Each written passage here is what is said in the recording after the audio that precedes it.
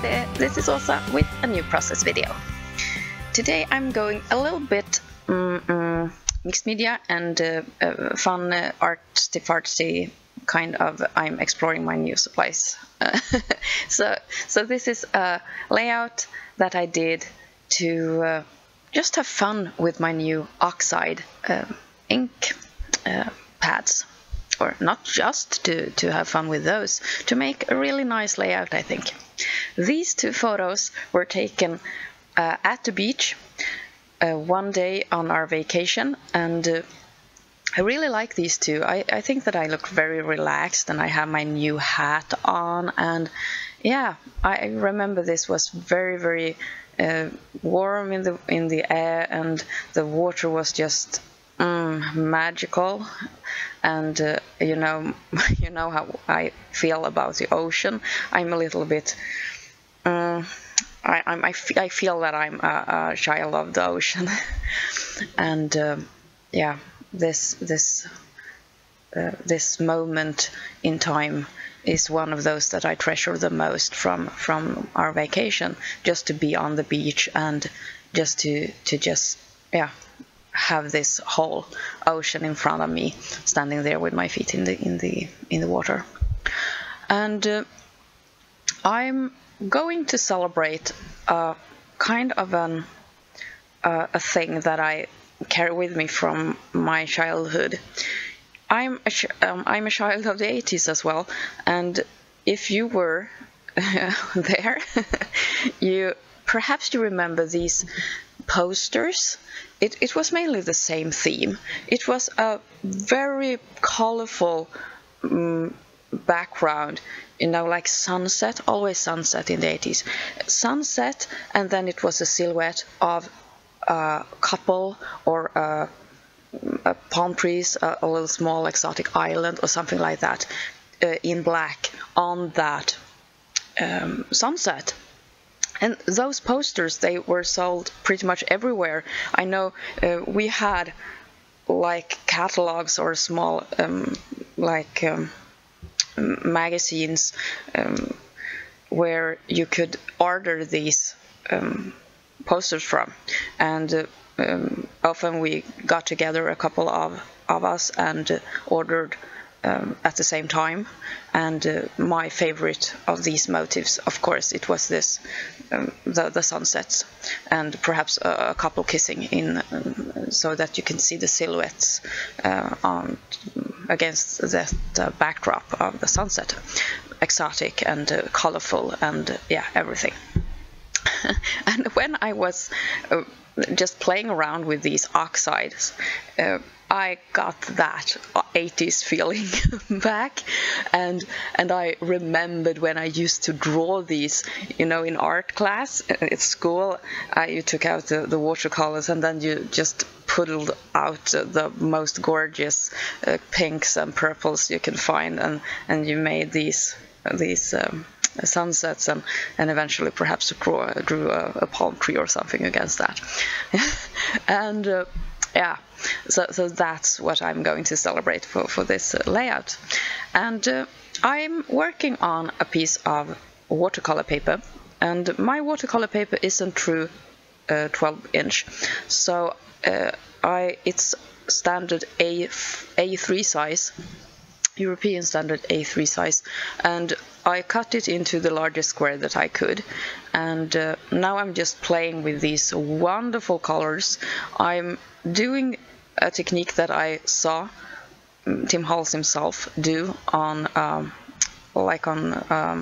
show on YouTube, and he just spread or pushed the ink pad down onto his work surface, and then he picked up that color with different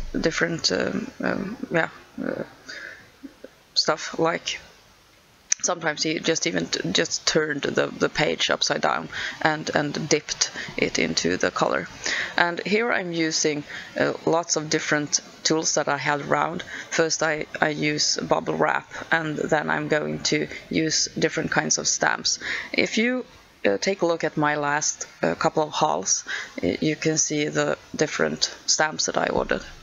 And the thing with oxides is that they react with water, and therefore I stamp and then also spray with water to get that extra oxide effect.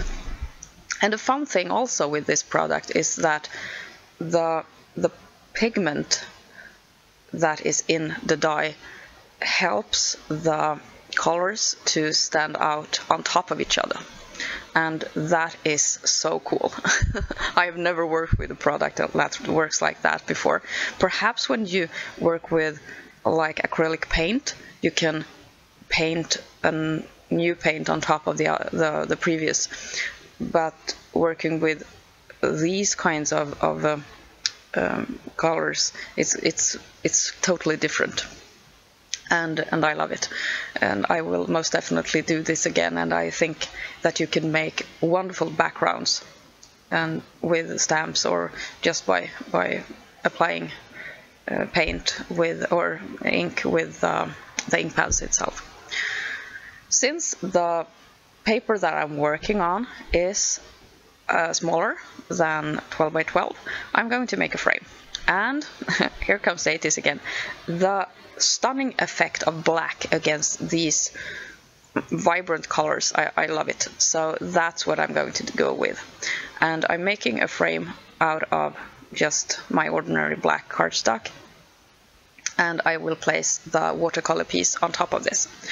And then I have prepared the two photos of me.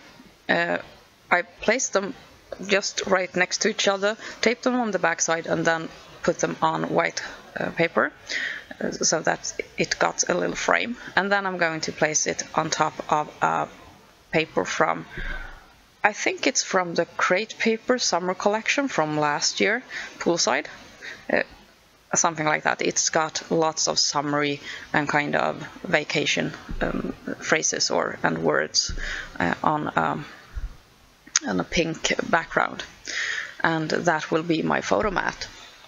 Then I'm going to go back, and I'm also going to place lots of different die cuts and a title all around this. I have one more layout with a background like this, and I think that it will be the next one that I narrate, so it will come just right after this one, but then I go with another set of colors. I think that I might have to buy more of these oxides, because I really love the possibilities that they give. To give that little extra burned effect, I chalked pretty heavily with brown ink around the pattern paper, and I felt that it stood out really well against the messy background. When you make a background like this that you like a lot, with the colors and everything, it's really hard to cover it up. So I tried to just contain the photo and just to a smaller part of the layout, and also keep the pattern paper piece to a minimum. It covers up quite a lot anyway. The title that I'm going to go with for this layout, it's With My Feet in the Atlantic. And for lots of you who live by the Atlantic Ocean, that might be just ordinary. But for me, who just have the Baltic Sea, where I can normally dip my feet, this is, of course, very, very big and very important.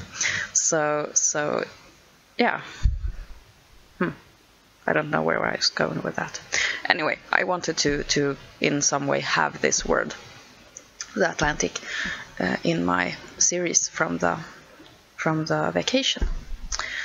The beginning of the title I'm spelling out with these really old alpha stickers, and they have a very nice kind of generic, like, what's it called? Typewriter print, and I'm slowly running, or I'm quickly now running out of vowels, so it's getting harder and harder to use them, but for this one, this title, I had enough letters. Here's the sticker sheet from the poolside collection, and I'm going to use some of these as embellishments on my page. And first of all, I'm placing a banner in the right kind of colors that went with my background in one of the corners, and then I'm going to just use a couple of stickers also in pink for the other like the opposite corner from the banner. When I was done with this layout, I realized that that hot pink flag at the top, the one most to the right, that it was pretty much the only thing that was that color on the page. So in the still photos you'll see that I've added even more of that in the lower right corner, just a little piece, almost like an arrow, and that was to kind of make that color more like allowed on the page. By putting more of the same color, it looks better. But that's only in the still photos, because I had already turned off the camera when I saw that I needed that. Yeah, other than that, this is the finished page. I'm really happy that I got the opportunity to use this what's it called, this background that I made just to try out the oxides. That I showed you there on the screen was the name of the font that I wrote the Atlantic with. I'm very happy with this one. It will be one of those pops of colors in my album. Thank you so much for watching. See you soon. Take care. This is Åsa. Bye.